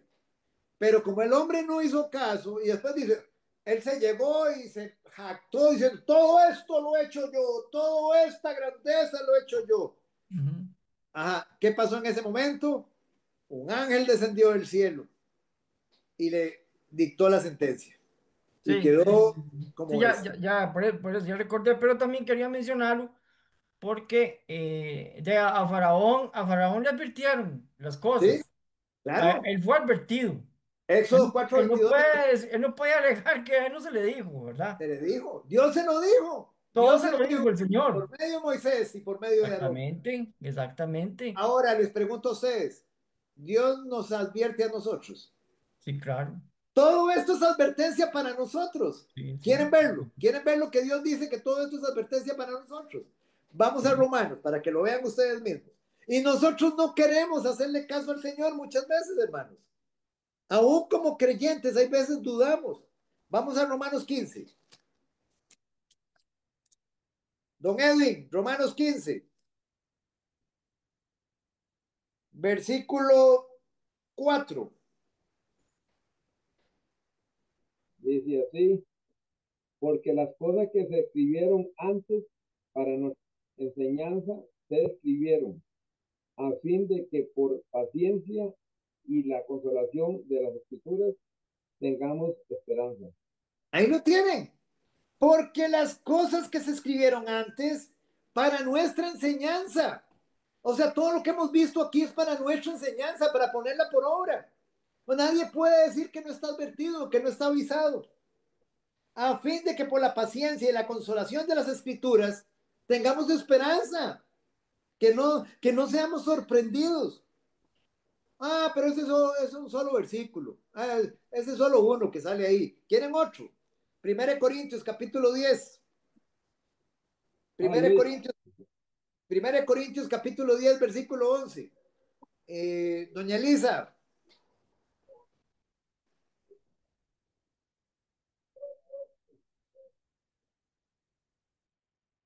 Y es 11. ajá, ¿qué Y estas, dice? y estas cosas le acontecieron como ejemplo y están escritas para amonestarnos a nosotros, a quienes han alcanzado los fines de los siglos. Ahí lo tienen, ahí tienen, lo repito. Y estas cosas acontecieron ejemplo, como ejemplo, y están escritas para amonestarnos a nosotros. ¿A quiénes? ¿Quiénes somos nosotros? La iglesia. La iglesia. Muy bien. A nosotros, a quienes han alcanzado los fines de los siglos. Don Oscar, disculpe. Ah, sí, señor. ¿A qué se refiere los fines de los siglos? Los fines de los siglos, o sea, el final de los tiempos. No. El final de los tiempos. O Cuando sea, habla, esto fue escrito hace 2000 años ajá, para nosotros, para esta para generación. para todas las generaciones. No, Para, estamos de acuerdo que para todas las generaciones, pero acordémonos que el mundo cayó en la Edad Media y el oscurantismo y la gente no tenía acceso a la palabra de Dios y ajá, toda esa temática, ¿verdad? ajá. Entonces, hubieron generaciones que nunca conocieron la palabra de Dios, nada más lo que le decía el cura. Bueno, pero ahí digamos, vea, Dios siempre alumbró a aquellos que buscaron ser alumbrados, Estamos de acuerdo. aunque eso les costara la muerte, Sí, aunque sí, eso les costara la muerte. O sea, Dios, digamos, o sea, vamos a poner un caso, sí hubo mucha gente que murió en oscuridad, pero igualmente esa gente quería morir en oscuridad, eso es el punto. Dios no va a hacer que nadie se pierda que no quiere perderse. El punto es ese, eso es lo importante, porque sería hacer acepción de personas. Ah, es que como la Iglesia Católica dio oscurantismo, entonces eso quiere decir que hubo gente que murió sin tener la luz. No, ellos sí es cierto que murieron sin tener la luz, pero tampoco la querían y tampoco la buscaron, porque hubo gente que iluminó y esa gente que iluminó, muchos de esos fueron muertos en esa no, misma época. totalmente de acuerdo con usted. Es Ajá, más, sí, correcto. a Martín Lutero, si no es que ¿cómo se llama? Lo agarra un gobernante alemán y se lo lleva para un castillo, lo iban a matar. Totalmente, Y exactamente. 100 años antes habían matado a otro, que andaba Claro, por la misma línea de Lutero. Yo eso sí no lo discuto. Hubo gente exacto. que murió así, digamos, murió defendiendo la palabra de Dios. Exactamente, Pero exacto. de ahí. Murieron Juan Jos, por ejemplo. Juan Jos es Yo uno. creo que es ese que usted Sí, está mencionando, sí. exacto, ese murió quemado, por ejemplo, digamos. Sí. Pero ellos no solamente tenían el acceso, tuvieron acceso a las Sagradas Escrituras, sino que las transmitieron. Por eso, Don digamos, fueron. Oscar, don Sí, Oscar, Ah, sí. hay dígame, uno que, Chari. hay uno que se llama William, pero el apellido es poquito difícil, se me olvida. Ese Ajá, incluso se atrevió a dar un discurso no contra María, obviamente, sino contra la imagen de María. Y ese sí lo dieron una cacería, pero de las bravas. Yo no sé si al final sí lo lograron matar, pero sí se ajá, atrevió y se paró y les dijo, papá, es que ahorita se me olvida el nombre. Yo lo estudié un poquito, ajá. pero yo me quedé para esa época. Lo que él dijo, ni todavía al día de hoy se lo hubieran aguantado. Exactamente, exactamente. No, don Bendito. Oscar, disculpe. Juan, ¿qué es el apellido? Juan Jos, Hoss. H. OSS. Juan Jos, con H. Exactamente. De hecho, Eh, hay varios también, digamos, están, uno, ahorita no los tengo así, pero son ingleses también, un par de hermanos. A uno de ellos lo hicieron arrastrado por toda Inglaterra. O sea, digamos, fue gente que, digamos, en ese momento tuvo acceso a la palabra de Dios y fueron perseguidos. y habían grupos. Un día yo estoy hablando con un muchacho, por cierto, los cátaros eran, y eran Ajá, grupos que eran disidentes de la Iglesia Católica, que estudiaban la Biblia y no ajá, aceptaban las cosas de la iglesia, ¿verdad? Es que por así es. favor, los nombres. Hay que Ajá. preguntarle a ver, pero sí, hubo gente que sí, no estamos de acuerdo con eso, ¿verdad? Ok, perfecto, excelente. Muchas gracias, familia. Vean, por ejemplo, todavía, y les puedo poner de ejemplo, estamos hablando de que las Sagradas Escrituras se nos han dado como testimonio a nosotros, para que nosotros estemos advertidos. Nada más, vea, quiero que, por favor, Luis, léame, por favor, en el libro de Judas, y léame, por favor, del versículo 5 al 7. Judas del versículo 5 al 7, solo tiene un capítulo. Léalo despacito. Vean ustedes que aquí también la misma palabra de Dios dice que todos estos juicios fueron puestos como ejemplo. ¿Qué dice? Un momentito, Oscar, que se me perdió. Perdón, ahí. Judas está al final, antes de Apocalipsis. Judas, sí, ya lo encontré. ¿Judas qué? Perdón. Versículo 5 al 7. Ok. Dice, mas quiero recordaros ya que una vez lo habéis sabido, que el Señor habiendo salvado al pueblo, sacándolo de Egipto, después destruyó a los que no creyeron y a los ángeles que no guardaron su dignidad, sino que abandonaron su propia morada. Los ha guardado bajo oscuridad en prisiones eternas para el juicio del gran día, como Sodoma y Gomorra, y a las ciudades vecinas, las cuales de la misma manera que aquellos, habiendo fornicado e ido en pos de vicios contra naturaleza, fueron puestas por ejemplos, sufriendo el castigo del fuego eterno. Amén. Ahí, perfecto. Vean ustedes cómo termina ese último pasaje. Fueron puestas como ejemplo. Esas ciudades fueron puestas como ejemplo. Ejemplo, el Señor va a hacer lo mismo, el Señor va a intervenir nuevamente en juicio. Mire, ahí tenemos tres ejemplos de juicios del Señor. La incredulidad de Israel, el pueblo, digamos, más de 600 hombres, más de 600,000 hombres que salieron de Egipto. Esta primera generación que salió de ahí, este primer grupo que salió de ahí, eran más de 650,000. Todos murieron, toda esa generación murió por incrédula en el desierto. Y el Señor dice, yo mismo los saqué de Egipto, pero no creyeron, murieron en el desierto, les llevé juicio en el desierto. Una, los ángeles que no guardaron su dignidad, ¿cuáles? Génesis capítulo 6, versículo 3. El Señor los llevó juicio, están en prisiones de oscuridad. Sodoma y Gomorra, ahí ustedes conocen los pecados, ya los vimos.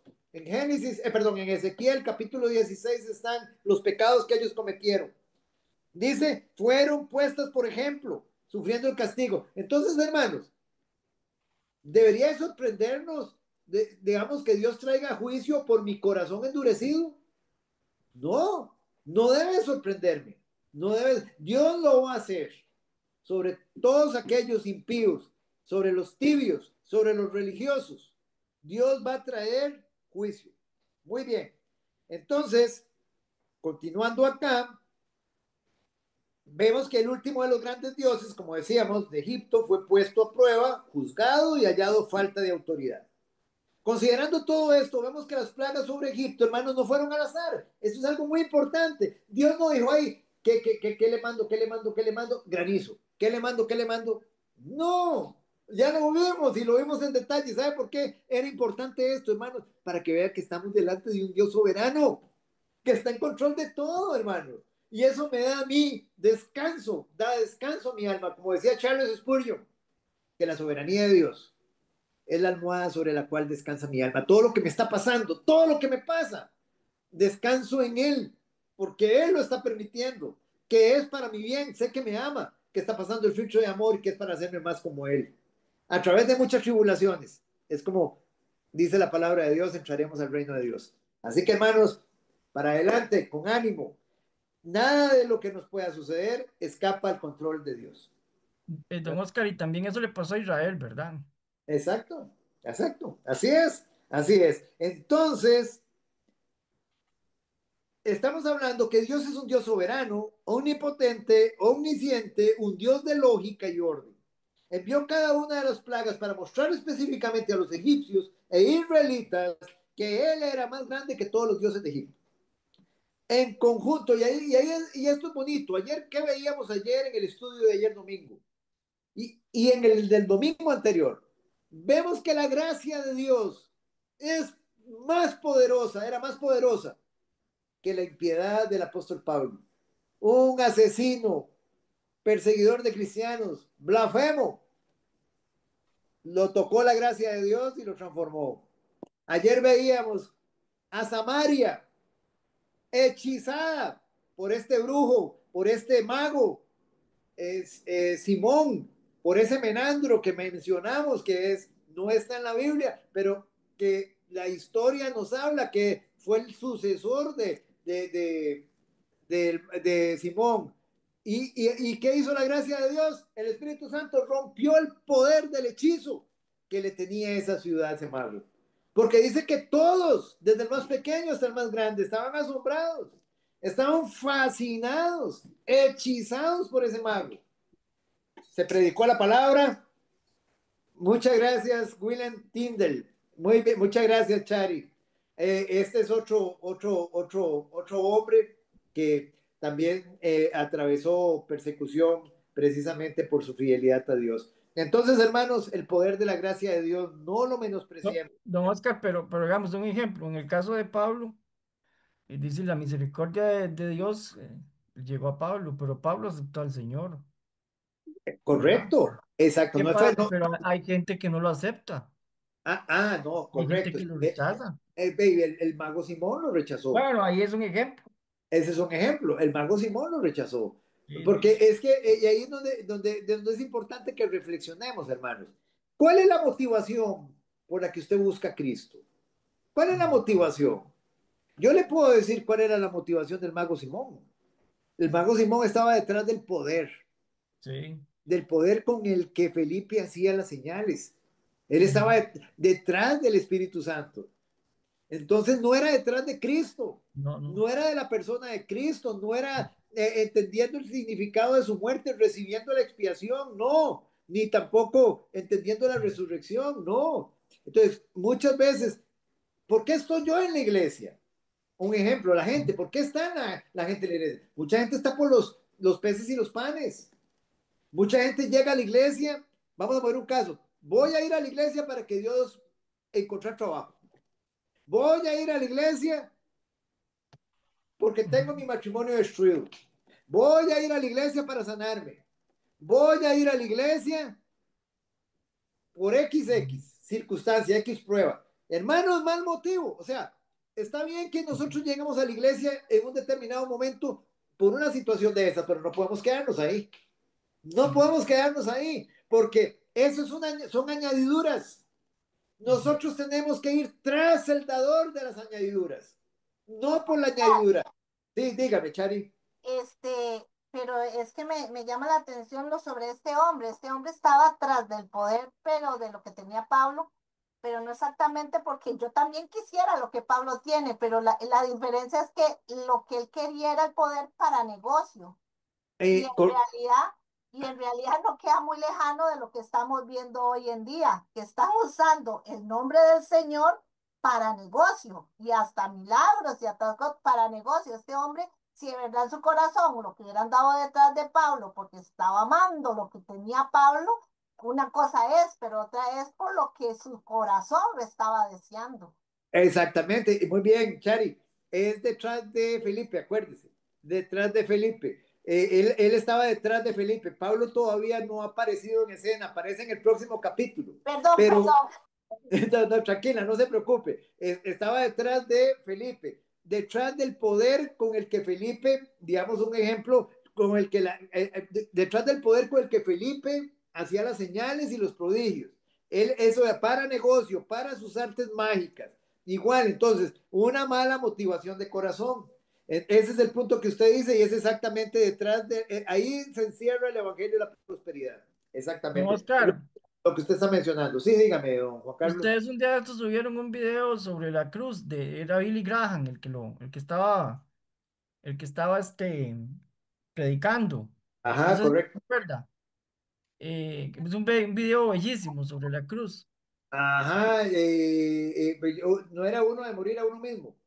No yo lo recuerdo más por la cruz, porque él habla Oh, sobre la cruz, el significado de la cruz. Sí, hemos subido varios ahí, pero Bueno, no, pero en ese video, Billy Graham habla sobre un hombre que en una borrachera mató a la mamá ajá, y ajá, conoció a Cristo en la cárcel. A él lo encarcelaron, lo condenaron, lo metieron a la cárcel, ¿verdad? ajá, correcto.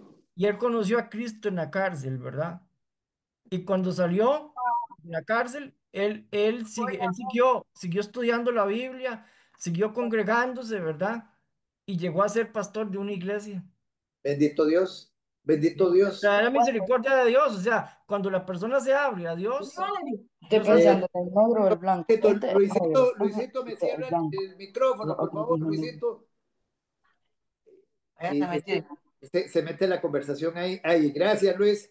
Ok, don Juan Carlos, disculpe, es que No, no, no, tranquilo, no, no, nada más quería decir eso, que cuando una persona se abre a Cristo, acepta a Cristo, recibe a Cristo y vive en Cristo, Dios hace su obra en la persona. es correcto, totalmente. O sea, entonces, ¿qué es lo que estamos aquí enfatizando? El poder de la gracia de Dios para transformar. O sea, que no hay poder. Digamos, Samaria estaba hechizada, estaba bajo, digámoslo así, bajo el control de Satanás, porque Satanás es el que maneja eso. Estaba bajo el control de Satanás, pero entró el poder del Espíritu y a través de la predicación de la palabra y rompió el poder del hechizo. Y dice que prácticamente todo Samaria creía. Entonces, ahí es donde yo quiero enfatizar el poder de la gracia y el poder de la gracia en el apóstol Pablo. Sabemos quién era Saulo, pero también sabemos quién es Pablo. Que Pablo hizo su decisión, sí, porque ¿dónde quedó la semilla sembrada? ¿Quién sembró la semilla en Pablo? ¿Quién la sembró? A ver, ya lo vimos. ¿Quién la Eh, sembró? Esteban, Esteban, en todo ese discurso, él la sembró incluso en su muerte. Ahí estaba Pablo, Saulo, en la muerte de él. Él recibió las ropas de los que lo apedrearon. Y él vio, digamos, a Esteban diciendo, perdónalos, Señor, porque no saben lo que hacen. Entonces, hermanos, él vio ese testimonio. Pablo quedó ahí con la semilla. Una vez que Pablo iba camino a Damasco, digámoslo así, el Señor lo impacta, ¿verdad? Entonces, pero vea que Pablo toma su decisión. ¿Qué dice Pablo? Señor, ¿qué tú quieres que yo haga? El apóstol decidiendo. ¿Qué tú quieres que yo haga para ti? Muy bien. Entonces, hermanos, siguiendo acá, entonces el Señor envió, hermanos, cada una de las plagas para mostrar específicamente a los egipcios e israelitas que él era el más grande que todos los dioses de Egipto.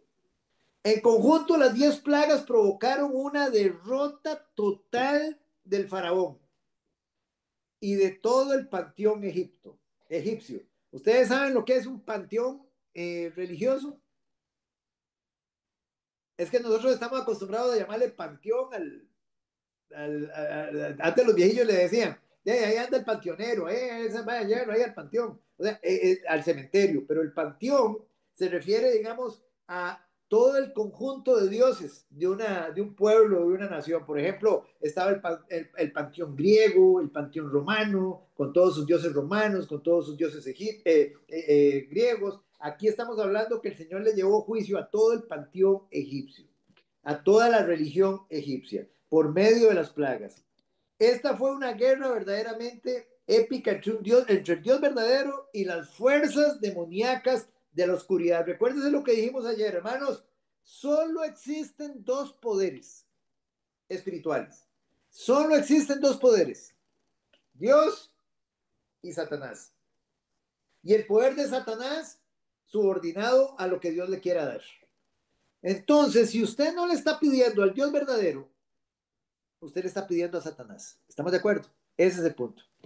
Que es importante tenerlo presente para todas esas personas que le oran a muertos, a santos, ok, eso es lo que están haciendo. El Dios verdadero ganó, los dioses de Egipto perdieron. Pero ¿por qué esos dioses falsos, hermanos, no existen realmente? Y los dioses falsos que engañan a la gente haciéndoles creer que sí existen, no son rival para el Dios de la Biblia. Ahora, hermanos, ¿qué aprendemos de estos juicios de Dios sobre Egipto? Y esto va a ser nuestro estudio la próxima semana. ¿Qué aprendimos? ¿Qué aprendimos de estos juicios de Dios? Y vamos a ver algunas lecciones, pero no nos da tiempo, hermanos, de cubrirlas hoy. Las vamos a cubrir Dios mediante la próxima semana y vamos a seguir con los siguientes juicios de Dios que aparecen en la Biblia. ¿Cuál es el próximo también que vamos a ver? El próximo juicio de Dios, vamos a ver el de la cruz. El juicio que el Señor hizo en la cruz. Un juicio anticipado para la humanidad redimida en la persona de Jesús. Ahí lo vamos a ver Dios mediante la próxima semana, el próximo lunes. Entonces, si no sé si hay alguna inquietud, alguna preguntita que tengan, algún aporte.